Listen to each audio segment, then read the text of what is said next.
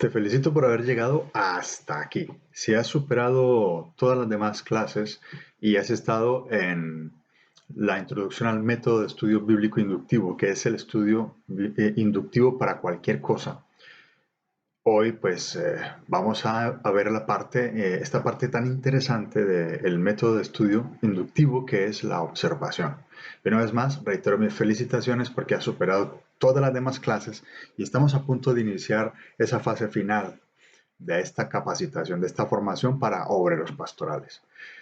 Te recuerdo que es una gran bendición poder servir al Señor en todos estos conocimientos que Dios nos permite tener. Por lo tanto, vamos a iniciar entonces con nuestra diapositiva y en esto de la observación vamos a tener, la verdad, muchas oportunidades de hablar y de observar bastante, valga la redundancia, cómo es que se debe estudiar la Biblia y cómo se deben estudiar otros temas para la vida práctica. Muy bien, empezamos entonces. La observación, como su palabra lo describe, es la capacidad de observar, ¿no?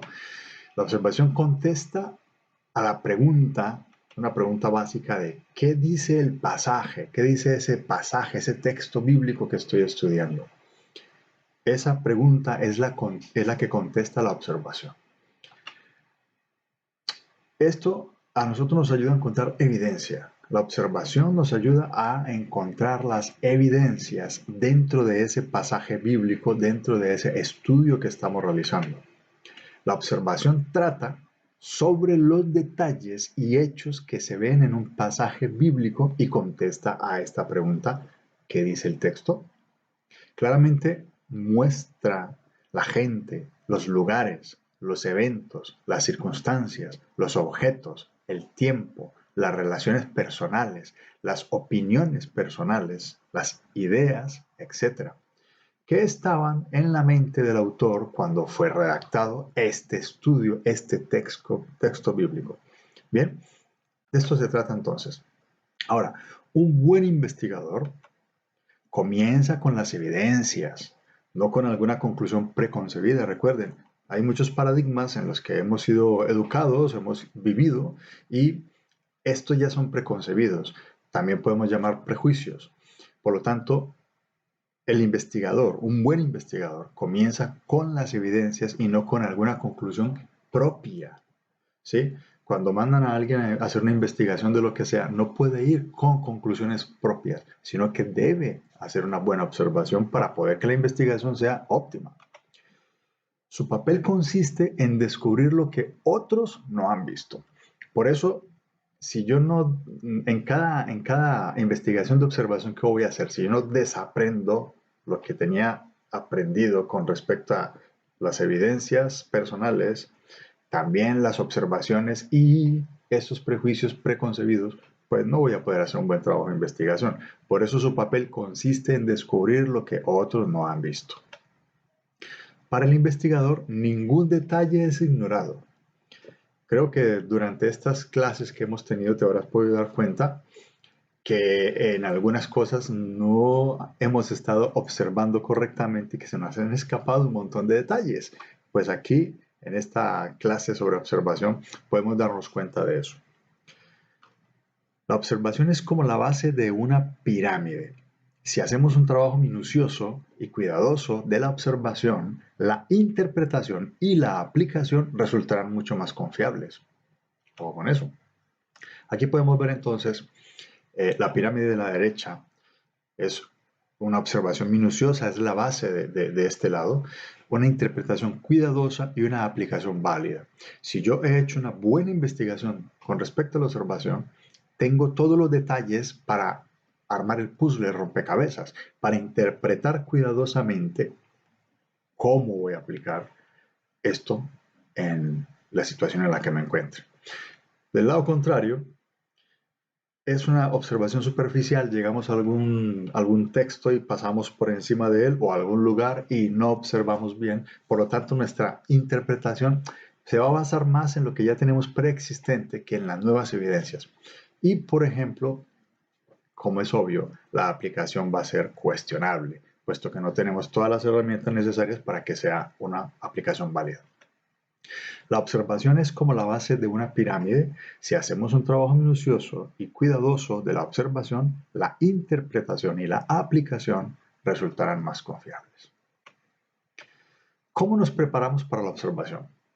Aquí vemos una persona que está estudiando el texto y tomando notas y comparando con otras notas o textos que tenga. Pero también es muy importante que vamos a la presencia de Dios para poder que el Señor nos, a través del Espíritu Santo, nos guíe para que podamos hacer una excelente observación del pasaje y de cualquier cosa. Dado que la Biblia es la palabra inspirada de Dios, no podemos acercarnos a ella como si se tratara o fuera cualquier otro libro. Dios ha dado al Espíritu Santo a cada creyente para ser nuestro maestro principal. Eso es realmente lo que importa. Hay 9 factores que debemos tomar en cuenta cuando nos preparamos para la observación. El primero de ellos, obviamente, es la fe a través de la oración, una disposición para obedecer, una autoevaluación, una disposición para aprender. Si uno no quiere aprender, ahí ya no pasa nada. Tomar tiempo suficiente, mirar el contexto, examinar la escritura, formular las preguntas. Bien. Lo primero, la fe. Pero sin fe es imposible agradar a Dios, porque es necesario que el que se acerca a Dios crea que le hay y que es galardonador de los que le buscan. Hebreos 11:6, un texto que ya conocemos. Sin fe es imposible agradarlo. Que el Señor encienda esa llama de la fe en cada uno de nosotros para poder acercarnos a Él creyendo. Las Escrituras dicen que el hombre sin el Espíritu Santo no puede comprender las cosas que provienen de Dios. Está claro, en 1 Corintios 2:14 dice, pero el hombre natural no percibe las cosas que son del Espíritu de Dios, porque para él son locura, y no las puede entender, porque se han de discernir espiritualmente. Esto nos queda clarísimo. A través de la llama de la fe. Viene la oración, que es el segundo paso. No ceso de dar gracias por vosotros, haciendo memoria de vosotros en mis oraciones, para que el Dios de nuestro Señor Jesucristo, el Padre de gloria, os dé espíritu de sabiduría y de revelación en el conocimiento de Él. Recuerden que también dice que si alguno está falto de sabiduría, que la pida a Dios, que Él la da, y además lo hace en abundancia. Por eso es importante que cualquier estudio, cualquier investigación bíblica o cualquier otra cosa, nosotros la llevemos en oración a los pies de Cristo. Durante el estudio también es necesario orar por claridad cuando vemos que algo no es comprensible para nosotros. Una disposición de obediencia, el tercer paso. Una disposición de obediencia. Bien, pero sed hacedores de la palabra y no tan solamente oidores, engañándoos a vosotros mismos. Dice, engañándonos. Bueno, aquí tengo que corregir este texto. Pero sed hacedores de la palabra y no tan solamente oidores, engañándoos a vosotros mismos. Santiago 1:22. Recordemos que Jesucristo dijo que poner en práctica sus palabras era como edificar una casa sobre la roca, y no obedecerla es como edificar sobre la arena, en Mateo 7 del 24 al 29, cuando hizo referencia a esto. Como una cuarta parte, una autoevaluación. Y en la autoevaluación es importantísimo, amados y amadas, que nosotros tengamos la capacidad de autoevaluarnos, que nos hagamos preguntas a nosotros mismos de cómo estamos haciendo las cosas, qué es lo que nos motiva a hacer las cosas que hacemos y de verdad cuál es el propósito que tenemos con esa enseñanza que queremos dar a otras personas. Es muy importante que hagamos una autoevaluación incluso de nuestras emociones, de nuestro comportamiento. Examíname, oh Dios, y conoce mi corazón. Pruébame, oh Dios, y conoce mis pensamientos, y ve si hay en mi camino de perversidad, y guíame por el camino eterno. Y ve si hay en mí camino de perversidad, y guíame por el camino eterno. Amén. Salmos 139 del 23 al 24. Una autoevaluación es muy importante hacerla. Debemos siempre evaluarnos a nosotros mismos, aun cuando nuestra meta sea predicar a otros. Como quinto, una disposición para aprender. Como he dicho antes, si uno no quiere aprender, ahí es Dios, es el Señor el que debe actuar y dejemos que actúe. Acérquese a las Escrituras con una mente abierta y estemos dispuestos para dejar a Dios enseñarnos lo que su palabra realmente dice. Siempre que estemos dispuestos a exponer su creencia, nuestras creencias personales a la luz de la palabra de Dios. ¿Por qué esto de las creencias? Porque muchas veces nosotros desarrollamos, como hemos dicho antes, eh, prejuicios o asuntos preconcebidos que nos impiden ir y dar un paso más adelante para tener esa disposición de aprender. A veces pensamos que ya lo sabemos todo o que la vivencia que hemos tenido anteriormente es más válida que la nueva vivencia que Dios quiere presentarnos. Por eso hay mucha gente que no aprende porque no tienen disposición para aprender. No tenga miedo de cambiar su perspectiva si Dios le enseña la verdad con respecto a un asunto. 6. Tomar tiempo suficiente. Es muy necesario que para cualquier cosa tomemos el tiempo suficiente, no solamente para estudiar, para muchas cosas en la vida. Si el proceso se apresura, el resultado será una comprensión poco profunda sobre el texto. Es importante ejercer la paciencia y la determinación para seguir trabajando hasta que el texto sea comprendido. No podemos pasar por encima del texto solamente, sino de verdad dedicarle el tiempo más que suficiente para poder entender, para poder comprender lo que el texto quiere decirnos o lo que el Señor quiere enseñarnos a través de él. La observación de un pasaje requiere tiempo, pero produce mucho fruto. Y es ahí donde hablamos de la paciencia. Gloria a Dios por la paciencia. Como séptimo, mirar el contexto.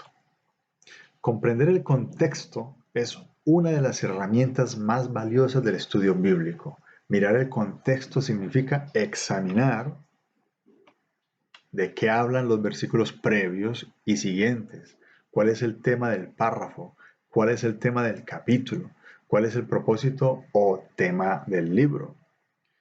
¿Es pasaje del Antiguo Testamento o del Nuevo Testamento? ¿Y qué implica esto? No es lo mismo, ya sabemos que no es lo mismo, que nos ceñamos a un estudio donde no comparemos el Antiguo con el Nuevo Testamento. No es lo mismo si lo hacemos, va a ser de unos resultados tremendos, porque una enseñanza del Antiguo Testamento y luego con una comparativa, un cuadro comparativo con el Nuevo Testamento puede darnos mayor margen de visibilidad espiritual para poder comprender lo que dice el contexto, lo que dice el texto. 8. Examinar la escritura. Habiendo examinado el pasaje desde lejos, ahora es tiempo de mirarlo más de cerca, buscando y anotando cualquiera de los siguientes detalles. Palabras que se repiten, comparaciones o contrastes, verbos, palabras claves, etc. Lo que hemos dicho antes.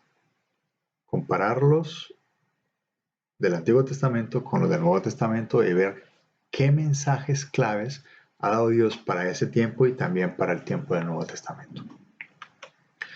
Y como 9, formular preguntas. Y esto siempre me ha gustado porque es un cuadrito de preguntas muy interesante y que son la base para contestar cualquier pregunta. ¿Quién? ¿Qué? ¿Dónde? ¿Cuándo?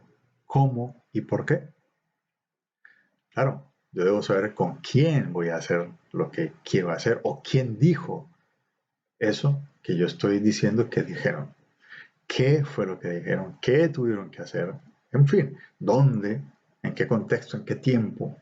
Cuando se dice el cuándo, es cuando aclaramos entonces ese contexto del tiempo. Porque si yo sé dónde lo dijeron, pero no sé cuándo lo dijeron, pues entonces debo indagar un poco más sobre eso. ¿Cómo?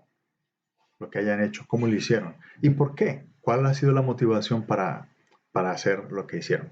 Vamos a ver algo en el siguiente recuadro que ya conocemos todos sobre Juan 3:16, que es donde la Biblia misma nos da las preguntas, ¿no? La misma Biblia nos da las preguntas. El mejor método de descubrir el contenido y significado de un pasaje de las Escrituras es hacer preguntas clave respecto al mismo.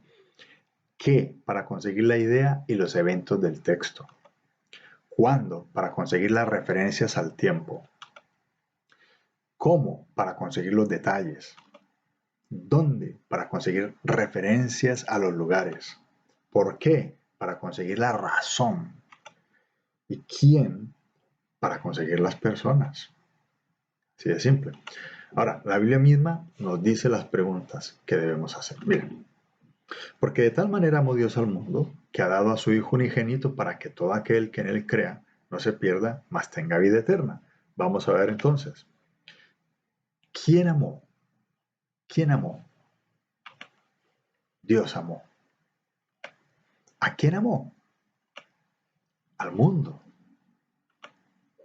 ¿Cómo lo amó? ¿Cómo lo amó? De tal manera, lo amó. De tal manera, tanto lo amó. ¿Qué hizo Dios?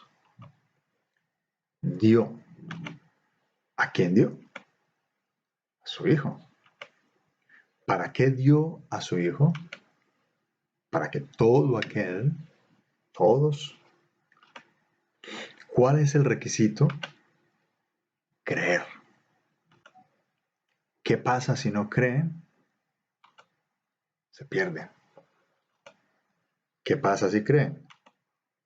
Tienen la vida eterna. ¿Están viendo?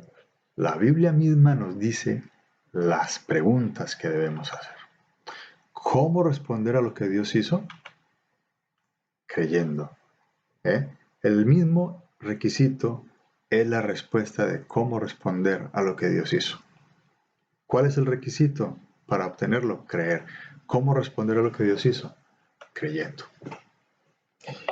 Muy bien. Aquí tengo yo una tarea y espero que voy a leerlas todas para que te dé tiempo de copiarlas, o puedes ver este video las veces que lo necesites mientras estés en el curso. Y esta tarea es sobre la observación. Recuerden que este es el primer paso solo, observación. Entonces, si yo tengo claro todo lo que hemos dicho antes, en esta tarea vamos a hablar sobre Jeremías 1. En Jeremías 1, la primera pregunta es ¿a quién? ¿A quién se atribuye esta porción de las Escrituras? ¿Quiénes son las personas mencionadas en este pasaje? ¿Quiénes son los reyes mencionados en los versículos 2 y 3? ¿Quiénes son las personas que Dios está convocando para traer desastre a la tierra? Los versículos 18 al 19 mencionan la oposición principal de Jeremías. ¿Quiénes serán estas personas? ¿Otros? Esto lo vamos a ir sacando a medida que vamos haciendo la tarea. ¿Qué o cuál? ¿Qué evento especial se menciona al principio del versículo 2? ¿Es posible deducir qué era el rol de Jeremías del versículo 2? Si lo es, ¿qué o cuál era su rol? Según el versículo 3, ¿qué evento se llevó a cabo al fin del reino de Sedequías? ¿Qué le pasó a Jeremías en el versículo 4? ¿Cuál fue la palabra de Jehová que le vino en el versículo 5? ¿Qué o cuáles son las acciones específicas de Dios que se atribuye a sí mismo en el versículo 5? En el versículo 5, ¿qué iba a hacer el rol de Jeremías? Cuando pongo qué es porque qué y cuál son relacionados, ¿no? ¿Cuál fue el alcance del rol de Jeremías? ¿Fue limitado a la nación de Israel o fue más amplio? ¿Cuál fue la respuesta de Dios a Jeremías en los versículos 7 al 8? ¿Cuáles son los dos imperativos que Dios le da a Jeremías en los versículos 7 y 8? ¿Qué opción tiene Jeremías según el versículo 7? ¿Cuál es la emoción de Jeremías que trata Dios en la primera parte del versículo 8? Cuando pregunto cuál es la emoción de Jeremías es cuáles eran esas emociones que Jeremías manifestaba, que Dios tuvo que tratar en esta primera parte del versículo 8. Sus emociones. ¿Qué dos razones o cuáles razones ¿Cuáles son estas dos razones que se dan a Jeremías para no temer? ¿Qué le hace Dios a Jeremías en el versículo 8? El versículo 10 describe la tarea de Jeremías. ¿Cuáles eran los elementos de esa tarea? ¿Cuál es la progresión mencionada en el versículo 10? ¿Cuáles eran las dos cosas que Dios le enseñó a Jeremías en los versículos 11 y 16? ¿Qué describe? A la que me pase un poquito aquí. ¿Qué describe el versículo 12 de lo que Dios está haciendo? Según los versículos 14 al 16, ¿qué está por pasar a la gente de Dios, en aquel momento? ¿Cuáles son las razones específicas para que por las que Dios está trayendo juicio a su gente? ¿Cuáles son las razones específicas por las que Dios está trayendo juicio a su gente en ese momento? ¿Cuáles son las instrucciones que Dios le da a Jeremías en el versículo 17? ¿Qué mandatos han sido repetidos de versículos anteriores? ¿Cuál es la nueva promesa? ¿Qué harán las personas del versículo 18 a Jeremías? ¿Cuál es la promesa de Dios que le dio a Jeremías para las batallas en adelante? ¿Dónde se lleva a cabo según el versículo 1? ¿Dónde está ubicado este lugar? ¿Dónde vendrá la gente descrita en el versículo 15? ¿Otros lugares? ¿Cuándo es el periodo de tiempo que se describe para el contenido general de este libro? En el versículo 5, ¿cuándo conoció o cuándo escogió Dios a Jeremías? Así lo pone en esta versión, por lo tanto hay que buscarlo así. En el versículo 5, ¿cuándo apartó Dios a Jeremías para el ministerio? ¿Cuándo se llevó a cabo la acción en el versículo 18? ¿Otro? ¿Por qué? Porque está apresurando Dios en el versículo 12. Dice claramente así, porque está apresurando. Algo apresuró Dios ahí, entonces por eso lo pongo de esa forma. En el versículo 12, ¿por qué está juzgando Dios a su pueblo en el versículo 16? Otro, ¿cómo? ¿Cómo está descrito Jeremías en el versículo 1? ¿Cómo describe el texto a Jeremías en el versículo 1? ¿Cómo se describe a su padre, Hilcías? ¿Cómo se dirige a Dios Jeremías en el versículo 6? ¿Cómo responde Jeremías a la palabra de Dios en el versículo 6? ¿Cómo describe Dios a Jeremías en el versículo 18? ¿Otro? Bien, yo sé que son un montón de preguntas, pero que forman parte de este maravilloso estudio que estamos haciendo.